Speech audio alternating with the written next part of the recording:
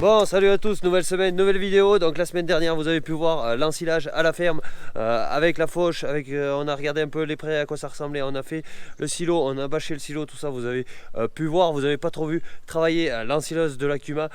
Donc cette semaine on rend les journées, je vous ai concocté pas mal de vues de drone avec du paysage, je sais que vous aimez ça, mais aussi avec le matériel. Donc allez, on perd pas plus de temps, on s'y colle.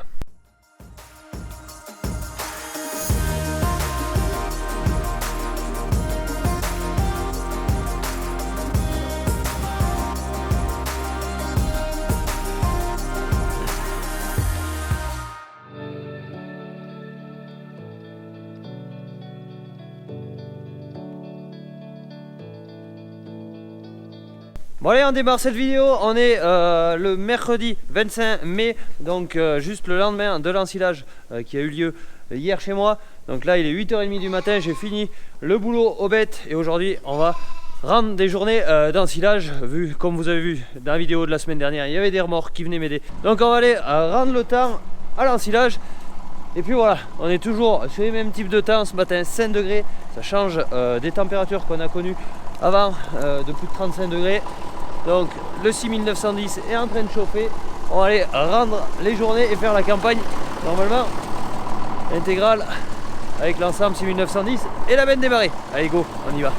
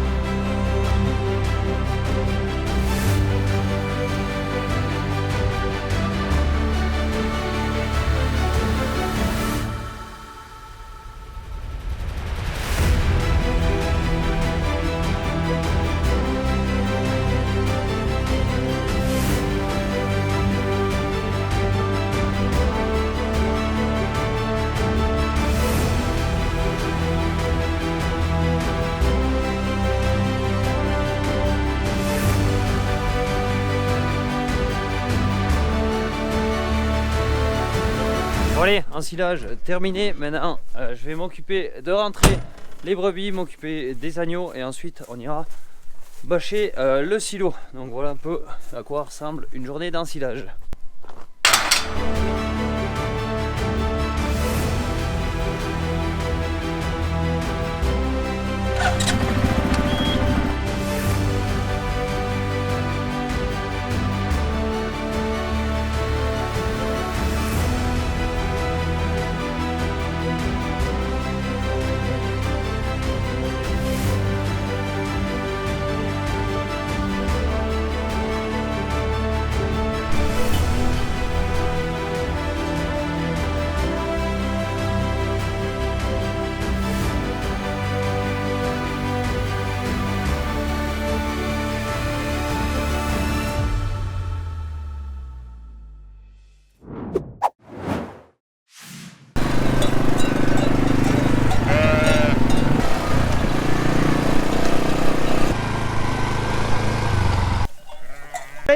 lendemain du coup là je me trouve dans l'eau des brebis qui dorment dehors. Ici c'est d'habitude une parcelle que je fais déprimer bon, une semaine avant grosso modo. Et là vu les fortes chaleurs il y a eu un gros souci sur cette parcelle. Comme vous voyez l'herbe est vachement montée. Et les brebis quand c'est à cette hauteur c'est même pas la peine, elles ne le valorisent pas. Bon j'ai voulu essayer d'en faire manger un peu là où il y avait des pierres au milieu de la parcelle. Mais quoi qu'il en soit, qu'elle laisse pas mal de refus. Donc là, vu qu'elle ne le valorise pas, cette parcelle, on va la destiner à la foche de foin. Du coup, ces brebis, je vais les prendre, je vais les ramener sur la ferme. Et je vais les envoyer dans un autre parc, un pâturage, où il y a de l'herbe plus courte et où elles valoriseront au mieux cette dernière. Ça va toi? Donc avec les deux chiens, on va ramener tout ça. Et puis peut-être je les passerai au parc de tri, il y a une trentaine d'agnelles que je vais enlever de ce lot pour mettre avec le lot des méragnos pour commencer à y redonner de la farine en vue de la prochaine lutte qui aura lieu sous peu.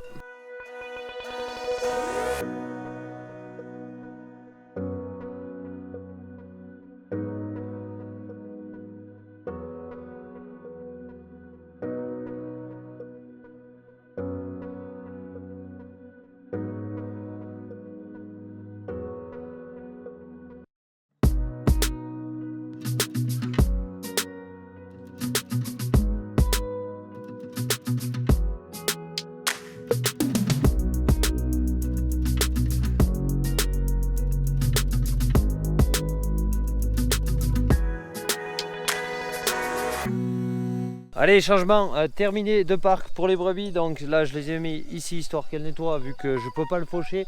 Toute la partie du bas est prévue pour faucher et j'y suis passé dedans tout à l'heure à pied. C'est vraiment très clair, il y aura plus de 50% de perte de rendement sur des parcelles comme ça. C'est des parcelles qui sont déjà pas loin de la rivière qui est juste là en bas, qu'il n'y a pas trop de fond, donc c'est clair qu'avec des printemps secs on n'a absolument pas d'herbe dans des coins comme ça. D'habitude début mai j'en profitais pour faire un petit passage d'engrais histoire de booster tout ça.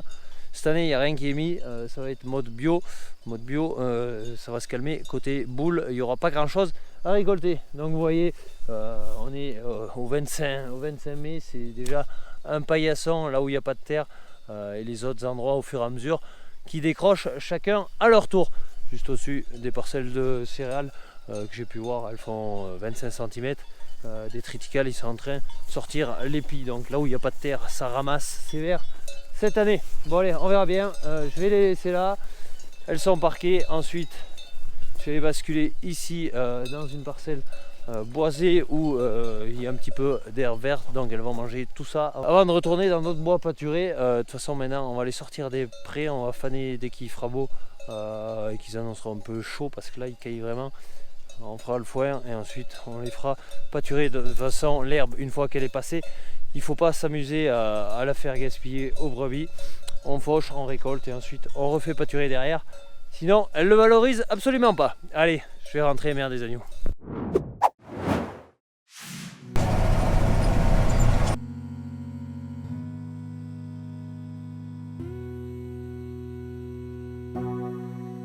Bon allez, après un jour de pause où j'ai pu m'occuper un peu de mes troupeaux de brebis aujourd'hui, retour à l'ensilage aujourd'hui chez mon cousin avec qui on s'entraîne aussi pour la tonte. Donc là on est sur du pays où ça monte, pareil, ça descend et avec un relief assez particulier comme vous avez pu le voir. Quant aux parcelles, on va charger et on va ensiler. Donc ici je me trouve non loin de mon site éloigné que j'ai, site où je vais pas tarder à monter les brebis, mais jusqu'à présent rien pressé dans les pâturages, c'est impressionnant.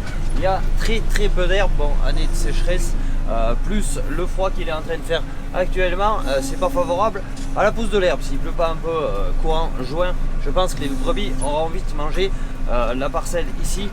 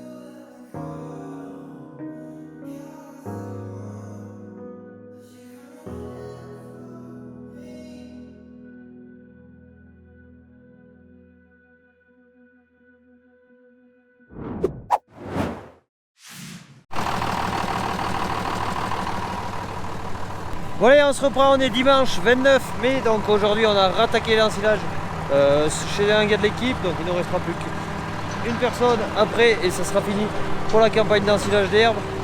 Donc comme vous avez vu chez mon cousin, il y avait du dénivelé avec du relief et ici on a le relief en fond avec des trous et des montagnes en face, donc c'est assez joli. Sinon au niveau de l'herbe, ici on est plus haut en altitude que chez moi. Bon là ça a été fauché en 9 mètres, donc ça a été fait avec une big game, donc les andins sont plus resserrés que ce que vous avez pu voir chez moi via le groupe de fauche qui était attelé au John Deere. N'empêche que on a de l'humidité au fond, ça tombe bien que ça soit pas trop humide non plus, car ici on fait du boudin, donc le boudin qui tasse pas mal avec un rotor, et quand il y a trop d'humidité ça arrive à chasser de l'eau, donc du jus, donc des éléments nutritifs. Donc là ça se passe plutôt pas trop mal. On a attaqué ça ce matin, on va finir ce soir. Demain on pourra s'occuper des bêtes et en attendant le prochain que ça soit prêt à ensiler.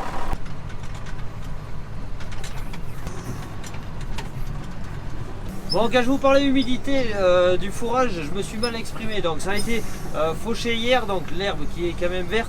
Mais cette année, la particularité de l'herbe, c'est qu'elle a absolument pas de jus. Donc on a un peu de fraîcheur. Un peu de fraîcheur quand c'est mélangé au reste, ça fait un taux de matière sèche aux alentours 27 à 30%. À mon avis, c'est les analyses qui vont confirmer tout ça. Mais quoi qu'il en soit, on est toujours sur du temps sec et les parcelles sont très sèches. Cette année particularité, bon, même si le 6910 n'a pas le même confort que le 6R, mais il s'en rapproche, les parcelles, vu qu'elles sont sèches, quand les travaux de sol ont été mal faits, croyez-moi, ça secoue vraiment. D'habitude les autres années avec l'humidité du sol ça amortit, cette année ça amortit pas, on se secoue en cabine.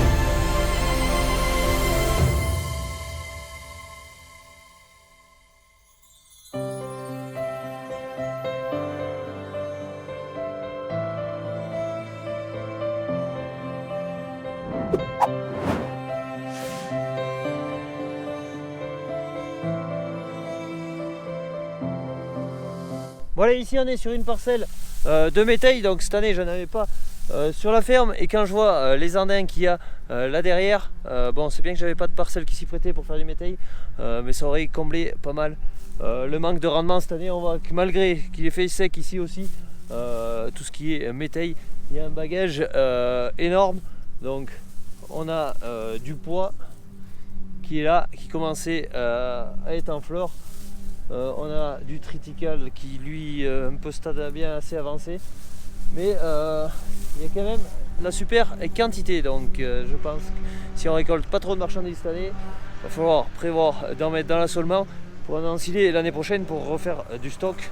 Ah, il me semblait bien aussi, il y a de la veste, donc le tout combiné, veste, pois, légumineuse plus du graminé, normalement on obtient un mélange à peu près homogène. Allez, ça se remplit assez vite.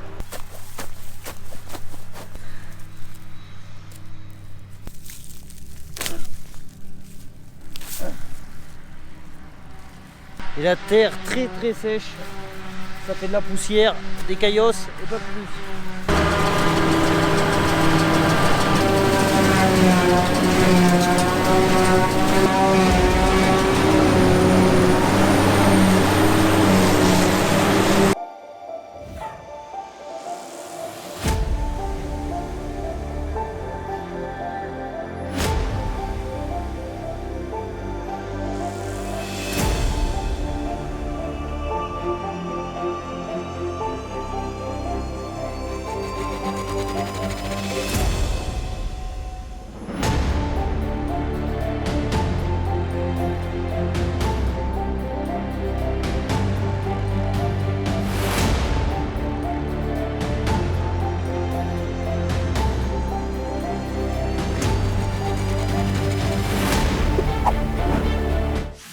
Bon allez, voilà, on a terminé la campagne d'ensilage le 1er juin, chose qui n'est pas arrivée ou jamais arrivée, je crois, de terminer aussitôt une campagne d'ensilage. Bon, la météo a été plus vite que nous, donc il a fallu quand même envoyer pour essayer de récolter tout ça en temps et en heure. Bon, depuis il était annoncé de l'orage hier soir où il a rien fait. On a juste eu 7 mm une nuit, mais le lendemain il a fait plus de 30 degrés en journée, donc c'est parti, ça s'y connaît pas, donc tout est en train de sécher alors actuelle, mais ça on en reparlera quand on va s'occuper de faire les foins. Comme vous voyez, je me tiens un petit peu à l'ombre parce que on est samedi matin, mais ça tape dur. Bon, petit retour sinon sur la benne pour l'ensilage, vu que c'était sa première campagne, donc elle m'a donné toute la satisfaction que j'avais. Bon, au niveau des pneus basse pression, c'est clair que j'ai pas pu voir dans des conditions de sol humide vu qu'on était sur du sol très dur, mais c'est une benne équipée comme ça qui se comporte très bien même dans les pentes. Il n'y a pas eu de gros soucis. Bon, il a fallu la prendre en main et tout, mais elle va plus que bien. Donc maintenant à voir s'il pleut ou pas, mais je pense que de toute façon ça va être fini pour cette année les ensilages, donc je vais pouvoir y tomber réos et tout. Bon, sinon au niveau d'un groupe d'ensilage, on est 6 personnes, donc il faut aller rendre les journées chez 5 personnes, ça fait grosso modo 5 bonnes journées à l'extérieur. De plus, il faut prévoir un peu tous les lots de bêtes. Ça fait quand même des journées qui sont assez longues parce que le matin, quand on doit être à 8h30 ou 9h du matin sur le chantier sous l'ensileuse, ça veut dire commencer bien à 5h du matin pour préparer aux bêtes et pour être prêt et libre pour partir en ensilage. Donc avoir prévu un peu les lots et tout. Et au niveau de l'ensileuse, c'est une classe Jaguar 830. On en a deux les mêmes. Grosso modo, elles ont juste quelques années de différence. Donc deux ensileuses en Cuma où on met deux chauffeurs saisonniers dessus, car on a du mal nous à être au tracteur et à l'ensileuse en même temps, donc ça fonctionne comme ça depuis maintenant pas mal d'années. Donc la faucheuse conditionneuse qu'une 1 mètre, elle est aussi à la Cuma mais un autre groupe, et la fourche à ensilage pareil. Bon, mais je crois que chaque semaine, chaque vidéo, je vais revenir dans cette parcelle pour vous montrer l'amplification du phénomène. Donc là ça devient de plus en plus jaune, ça devient minable, déjà que ça avait été mangé au printemps, donc vous voyez un peu la gueule que ça a, c'est vraiment pas chouette. Donc maintenant que les travaux d'ensilage sont finis, on va essayer de s'occuper de faire les foins. Mais alors là, contexte un peu particulier, c'est qu'il nous annonce de l'orage, de la pluviométrie parfois en masse, et il arrive rien du tout. Hier soir, vendredi soir, il est passé de l'orage, mais plus sur tout ce qui est margerine. Nous on a vu aucune goutte. Aujourd'hui ils en ont chaud, on est même en vigilance orange, donc on va voir un peu ce que ça va donner. Quoi qu'il en soit, maintenant il est impératif de commencer les travaux de fenaison, donc vous allez voir un peu, je l'espère, tout ça dans la vidéo la semaine prochaine. Il faut aussi préparer un peu le matériel de fenaison, il n'y a pas grand chose à faire, et aussi il y aura de la nouveauté, donc ça va venir très vite, ne vous inquiétez pas. Allez, moi je vous laisse pour cette semaine, n'hésitez pas à vous abonner, liker, commenter, et moi je vous dis à très vite pour une nouvelle vidéo. Ciao, bye bye.